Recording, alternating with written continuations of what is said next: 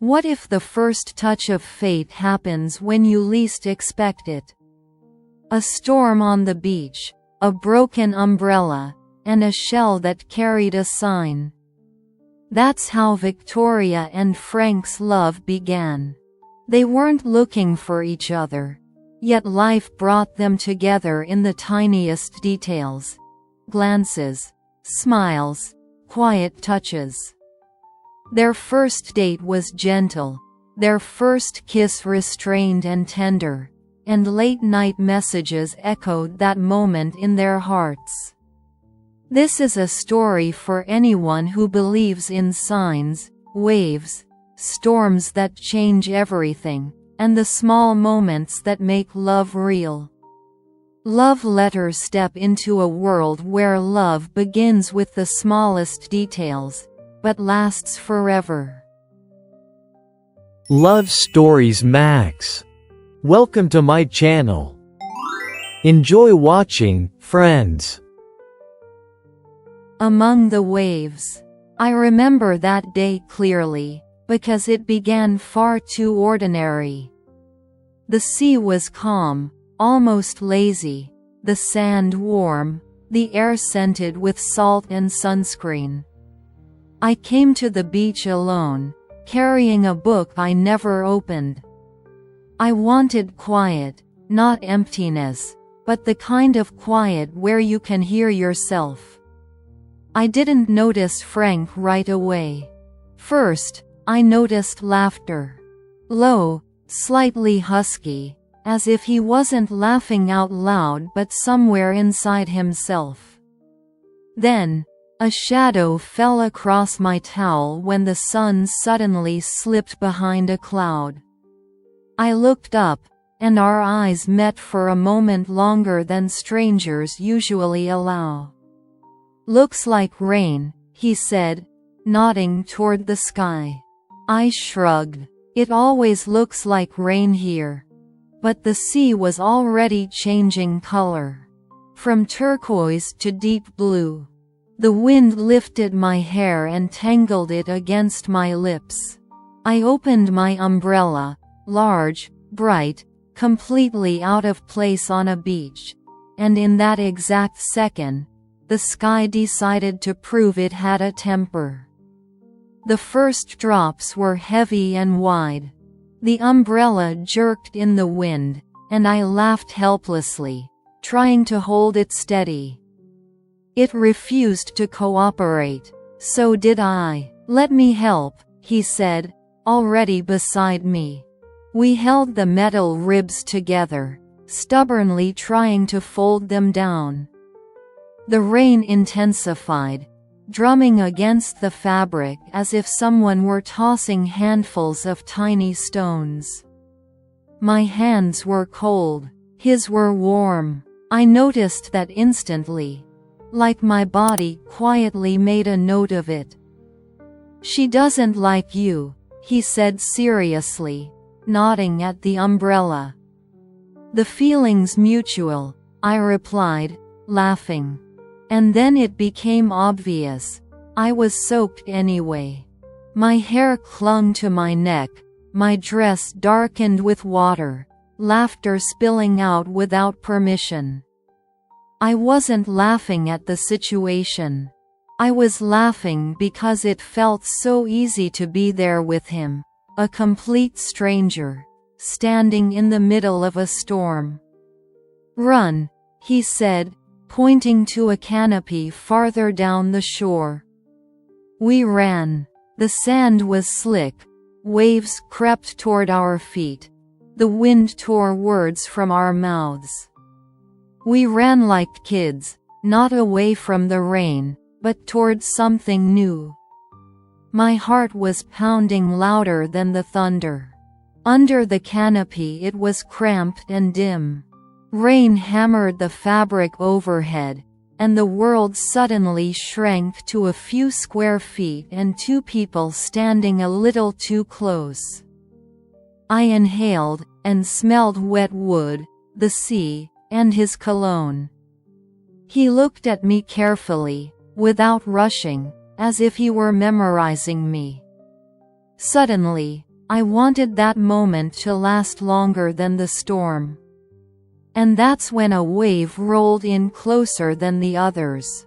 Water brushed the sand beneath our feet and carried something with it, a small shell, smooth and pale, with a thin pink line spiraling across it. It stopped exactly between our shoes. We both looked down at the same time. "A sign," he said softly, almost joking. I picked up the shell and wiped it with my thumb. It was warm, as if the sea wasn't quite ready to let it go. "What if it is?" I asked. "What if some meetings aren't accidental?" He smiled, not wide, but real. "Then I'm glad the storm started." We talked for a long time. About small things. Favorite coffee. Cities you get lost in on purpose. Music you listen to at night. About serious things, in passing. The rain slowly softened, but I didn't want it to end. When the sky finally began to brighten, Frank suggested walking along the shore. I took the shell with me, not as a souvenir, but as proof that some moments really do happen. Since that day, I believe in signs. In storms that begin on beaches. In umbrellas that break exactly when they're meant to.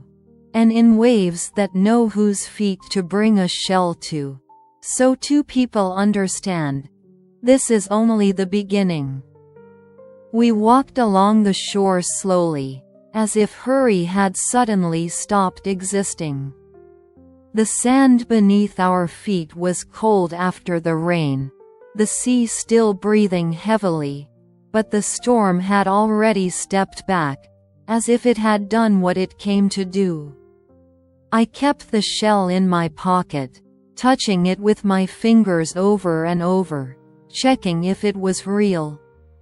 If I hadn't just imagined a person I felt drawn to so naturally, without explanation. Frank walked beside me, not trying to close the distance, but not increasing it either. There was something quietly beautiful about his respect for my space. At one point, he stopped and bent down to pick up my hair clip that had fallen during our run. "You lose things when you laugh," he said. "Then I should laugh more often," I replied. He looked at me as if that sentence mattered more than I realized. We sat down on the damp sand. We were quiet, but the silence didn't press, it warmed. I listened to the waves and caught myself thinking that I didn't want to return to the life where he didn't exist yet. "You know," I finally said, "I don't usually trust meetings like this.